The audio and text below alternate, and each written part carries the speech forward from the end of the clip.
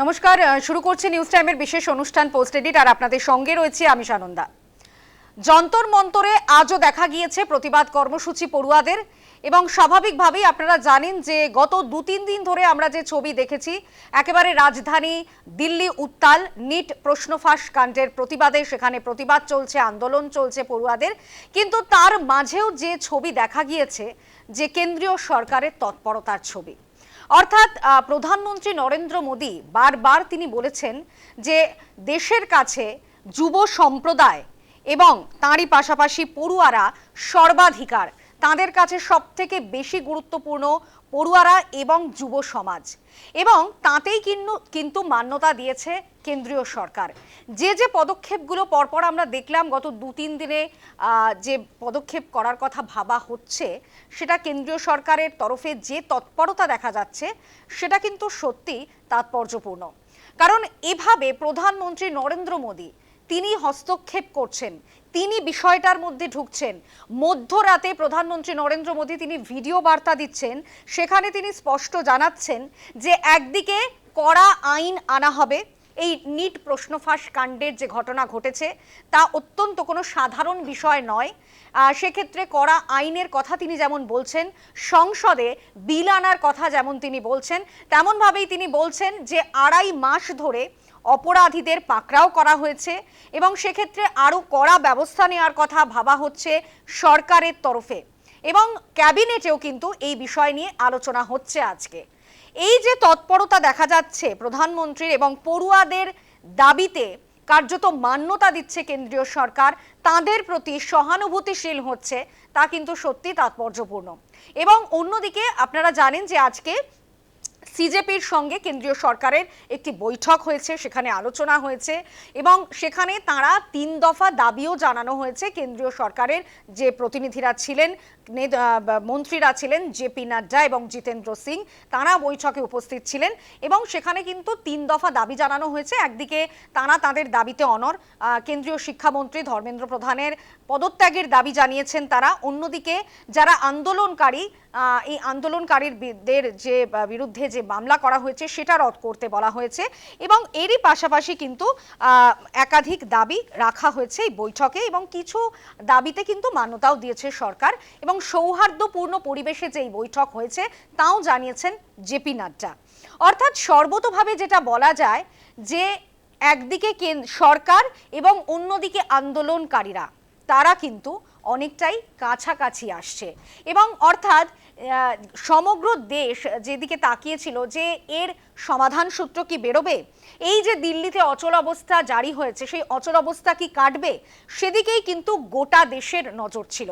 এবং স্বাভাবিকভাবে যে ছবি উঠে এলো, আমরা দেখলাম যে কেন্দ্রীয় সরকার অত্যন্ত নিপুণভাবে এই পরিস্থিতি হ্যান্ডেল করার চেষ্টা করেছে প্রথম দিন থেকেই। এরকম একটা পরিস্থিতি তৈরি হলো কেন? মানে এরকম তো নয় যে প্রথম এই ঘটনা ঘটেছে, এই প্রশ্ন ফাঁস আগেও বেশ কয়েকবার হয়েছে। নমস্কার, খুব ভালো প্রশ্ন আপনি করেছেন। দেখুন, প্রথমে আমাদের দেশের সংবিধানে বলা হয়েছে আমরা ডেমোক্রেটিক রিপাবলিক, তার মানে একটা রুলিং পার্টি হবে যে নিজের পক্ষটা রাখবে, আর একটা অপোজিশন পার্টি হবে যে বলবে কি তোমার মধ্যে কি প্রবলেম আছে। আজকে দুজনই আছেন, তার মানে ওরা নিজে প্রস্পরে ওরা কথা বলবেন, মানুষ শুনছে, মানুষ শুনবে, এর মধ্যে কোনো সন্দেহ নেই আমার। নাম্বার 1। নাম্বার 2, আমরা আজকে বাংলার মাটিতে আছি। স্বামী বিবেকানন্দ কি বলেছেন এডুকেশনের উপরে, একটু আপনাকে যদি আমি বলি, আপনার এর মধ্যে কোনো সন্দেহ নেই, এত আমাদের লোক এই মাটি থেকে, গদাধর যখন ঠাকুর রামকৃষ্ণ হয়ে যাচ্ছেন, নরেন দত্ত যখন স্বামী বিবেকানন্দ হয়ে যাচ্ছেন, আজকে আমাদের মাটি থেকে শিখতে হবে এডুকেশন কি। উনি বলেছিলেন যতক্ষণ না দেশের কোটি কোটি মানুষ না খেয়ে রয়ে যাচ্ছে বা অজ্ঞানে অন্ধকারে রয়ে যাচ্ছে, রাইট, ততক্ষণ আমি ওদের সবাইকে আমি বলবো ওরা দেশদ্রোহী। কেন? যে ওরা ওদের সম্বন্ধে কোনো দিন চিন্তিত মাত্র কোনো জিনিস ওরা ভাবছে না। এডুকেশন নিয়ে স্বামী বিবেকানন্দ পড়ুন আপনি, উনি বলবেন শিক্ষাটা কি আছে। শিক্ষাটা শুধু নিজের জন্য নয়, উনি বলছেন সমাজের জন্য, দেশের জন্য। হ্যাভিং সেড দ্যাট, একটা রুলিং পার্টি একটা অপোজিশন থাকবে, তাহলে এই ককরোচ জনতা পার্টি কারা? হু আর দে? এই কোশ্চেনটা আমাদের করতে হবে। আমরা সিএ দেখলাম, আমরা ফার্মার প্রোটেস্ট দেখলাম, আমরা আবার দেখছি দিল্লি উত্তাল। আরে তোমার ক্ষমতা থাকলে তুমি কিষান সঙ্গে দাঁড়াও না, তুমি গ্রামের দিকে যাও। এই তো স্বামী বিবেকানন্দ বললেন কি গরিব মানুষের কাছে তোমরা শিক্ষাটা কি? তুমি ওসব কথা না বলে ওখানে বলছো আপনি ফ্রেম প্রিচ করুন, ওখানে আপনি ভাববেন ওরা বলছে হামকো আজাদি চাই, আজাদি কিসের? তোকে আমরা তো আজাদ আছি, আজাদি কিসের এটা বলুন। মানুষদের, আমাদের পড়ুয়া ছেলেদের মেয়েদেরকে তুমি বলছো আজাদি চাই, আজাদি কিসের? আজাদি চাই তোমাদেরকে এই যে আমাদের পদ্ধতি আছে, প্রণালী আছে ওর থেকে। তো হ্যাভিং সেড দ্যাট, ইন জান্তর মন্তর যারা ককরোচ জনতা পার্টি আছে ওটা ডিপ স্টেট ঠিকই ধরেছেন, আমাদের রুলিং পার্টির লোক কি ওরা পয়সা যত ফান্ডিং আছে অন্যদিকে আসছে। লেটস সি এই যে ওয়ার্ল্ড প্রেস কি করে দেখছে, আপনি এটা দেখলে আপনি বুঝতে পারবেন বিশ্ব কি রকম তাকাচ্ছে আমাদের। এটাই এম ছিল এটা ককরোচ জনতা পার্টির। আপনি বাংলাদেশে দেখুন 3 দিন ধরে যতগুলো মৌলবাদী সংগঠন আছে সব বলছে বাহ বহুত বড়িয়া, আমরাও যাচ্ছি, আমরাও রাস্তায় নামবো। এই আপনি ভুলে যাচ্ছেন 2024-এ এই ডিপ স্টেট কিভাবে ওখানে ইলেক্টেড গভর্নমেন্টকে সরালো, ওরা সাকসেসফুল হয়নি। এইবার এই নেপাল আপনি দেখে নিন, ওখানে যখন পড়ুয়াগুলো জেনজির রাস্তা আসলো সরকার চলে গেল। আমি ওদেরকে বলতে চাই আমরা বাংলাদেশও নয়, আমরা নেপালও নয়, আমরা পাকিস্তান, আমাদের জেনজি রাস্তায় এসেছিল। ওরা ইলিগালি মাইগ্রেন্টস জন্য ওরা এসেছিলেন। এই কংগ্রেস পার্টির আমাদের প্রাইম মিনিস্টার ছিলেন ওখানে রাজীব গান্ধী, একটা আসাম অ্যাকর্ড হলো, আজকে যে আমাদের কাটাতার তৈরি হচ্ছে বিকজ অফ দ্যাট। আমরা জেএনজি থেকে আমরা এক্সপিরিয়েন্স হয়ে গেছে, আমাদের দক্ষতা আছে। আমাদের ডিপ স্টেট এরকম ডিসস্টেবলাইজ আমাদের কান্ট্রিকে করতে পারবে না। এই বাংলার মাটিতে আমাদের যতগুলো পড়ুয়া আছে, কতগুলো লোক আজকে ধর্মতলায় আছে আপনি দেখিয়ে দিন, ফেম ফিস করে আপনি দেখিয়ে দিন, একটাও লোক নয়। এরা কারা? এরা সব চায়নার পয়সা নিয়ে আমাদের দেশকে ডিসস্টেবলাইজ করতে চায়। আর কিছুক্ষণ পর আমাদের একজন বিদ্বান লোক বললেন, একজন লোকের রাইটারের নাম বললেন, আমি তো বললাম ওনাকে অ্যারেস্ট করা উচিত। She is not in Indian, যারা ভারতীয় নয়। আমি তো বলছি এরকম লোককে আমরা ছাড়ছি কেন? ওদের প্রপার জায়গা আছে, ও সব জায়গাতে পাঠানো উচিত। আমরা এইদিকে তসলিমাকে আনলাম তো আমরা এখানে পশ্চিমবঙ্গের মাটিতে একজন মহিলা আসলেন, উনি লজ্জা বইতে লিখেছিলেন, উনি এসছেন এখানে। আমরা কারো খেলাফ নেই, আমরা কোনো এক্সপ্রেশনের খেলাফ নয়, খেলাফত করি না। এই ডিপ স্টেট আজকে আপনি দেখুন আমেরিকা কিভাবে আমাদের উপরে ট্যারিফটা চাপিয়ে যাচ্ছে। কেন? ওরা চাইছে আমরা আবার পরাধীন হব, আমরা ওদের থেকে জিনিস কিনবো, আমরা ঝুঁকে যাই, আমরা ঝুঁকেগা नहीं ভারত। এই ভারত যেটা আছে জানেন, এটা মাটির টুকরো নয়, এটা মাটির টুকরো নয়। এখানে আবেগ আছে, এখানে লোক আছে। এরকম ককরোচ জনতা পার্টি বা বিদেশি ফান্ডিং নিয়ে যারা লোক আসবে ধর্মতলায়, ওরা বিভিন্ন নামে আসবে, রাইট? আমরা এক্সপিরিয়েন্স করেছি পশ্চিমবঙ্গে, যারা আমাদের মতো লোক ওরা এক্সপিরিয়েন্স করেছে। China chairman is my chairman and freedom flows out of the barrel of the gun, আমরা সবাই দেখেছি। আমাদের এখানকার লোককে আমরা দেখেছি কিভাবে ওরা আমাদের নিজের প্রাণের আহুতি দিয়েছেন এই মাটিতে, বাংলার মাটিকে। তাই জন্য বলা হয় ক্রান্তিকারীর ঘাঁটি। আর মিসলেড হবেন না এদের সঙ্গে। বেশ, এই আন্দোলনের আজ কলকাতাতেও আমরা দেখতে পাচ্ছি, ধর্মতলায় এই মুহূর্তে ধুন্ধুমার পরিস্থিতি, সেখানে দফায় দফায় আন্দোলন চলছে। কিন্তু যে মুহূর্তে আমরা দেখলাম যে এই মুহূর্তে এসএফআই আন্দোলন করছে, যে মুহূর্তে একটা বিষয় সমাধানের পথে ককরোচ জনতা পার্টি তাদের সঙ্গে, তাদের প্রতিনিধিদের সঙ্গে কেন্দ্রীয় সরকারের আলোচনা হয়েছে, সমাধান সূত্র বের করতে সরকারের বিভিন্ন তৎপরতা দেখা যাচ্ছে। ঠিক কি এমন হলো যে যখন সমস্যা সমাধানের পথে সেই সময় দাঁড়িয়ে এসএফআই আন্দোলনে নামলো? দেখুন এগুলোর পেছনে কারণটা কি? এই রাজনৈতিক দলের কথাটা আমি বলবো না, কেন যে আমাদের কাছে আছেন যারা রুলিং পার্টি, যারা অপোজিশন আছে, এরা কথা বলবে। আপনাকে বুঝিয়ে দিই what is the deep state. মে মাসে আমাদের একটা সুপ্রিম কোর্টের চিফ জাস্টিসের মুখ থেকে বেরলো ককরোচ। এই মে মাসে ককরোচ জনতা পার্টি তৈরি হলো, এন্ড উইদিন 1 মান্থ 1 কোটি থেকে বেশি ইনস্টাগ্রামে আপনার মেম্বারশিপ। আপনি জানেন কোথায় আছে সার্ভার অফ ইনস্টাগ্রাম? আপনি জানেন এক্স হ্যান্ডেলের সার্ভার কোথায় আছে, কারা ম্যানিপুলেট করে? আপনি জানেন অ্যালগোরিদম ওয়ার্ক কি আছে? অ্যালগোরিদম লড়াই, যুদ্ধ। আমরা একটা যুদ্ধ মাঝে দিকে যাচ্ছি, যার মধ্যে গোলা গুলি, কিছু কামান, কোন জিনিস সামরিক বিমান ইস্তেমাল হচ্ছে না।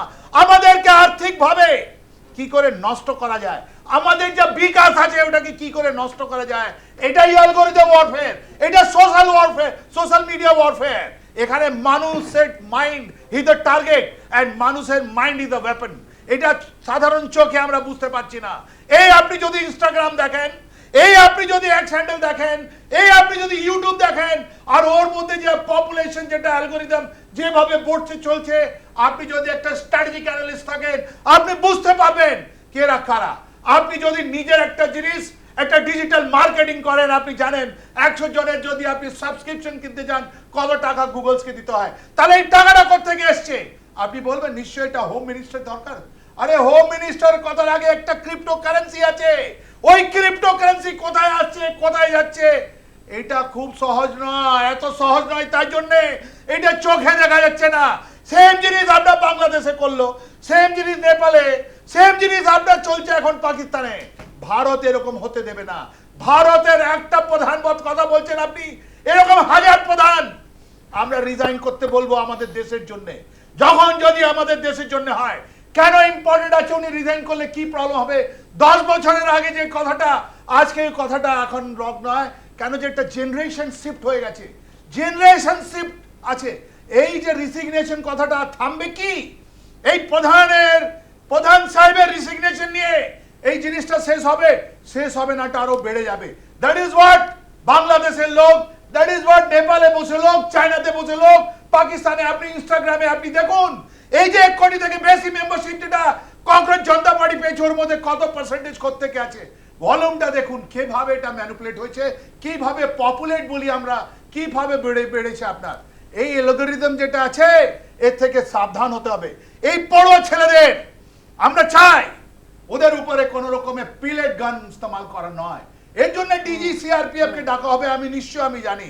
কিন্তু আমরা চাই যে আমাদের পড়ুয়া লোক রিসার্চ করুক, আমরা চাই যে আমাদের মিসাইল হোক, আমাদের অন্তরিক্ষে আপনার স্যাটেলাইট যাক, আমাদের হাইড্রোজেন রেলওয়ে চলছে, আমাদের প্রত্যেকটা জিনিস শিল্প আসুক। যারা এই পশ্চিমবঙ্গের মাটিতে দুর্নীতি করেছে শিক্ষা নিয়ে, এই আমাদের ঋষির মাটি, এই ঋষির মাটিতে যারা এই দুর্নীতি, ওদের কথা বলার, ওদের এরকম কথা বলা উচিত নয় কি আমি এখানে যাচ্ছি আমি ওখানে যাচ্ছি। রাদার ওদেরকে বলা উচিত ইয়েস আমরা তোমাদের সঙ্গে আছি, আমরা একটা পরিবেশ গড়ে তুলবো।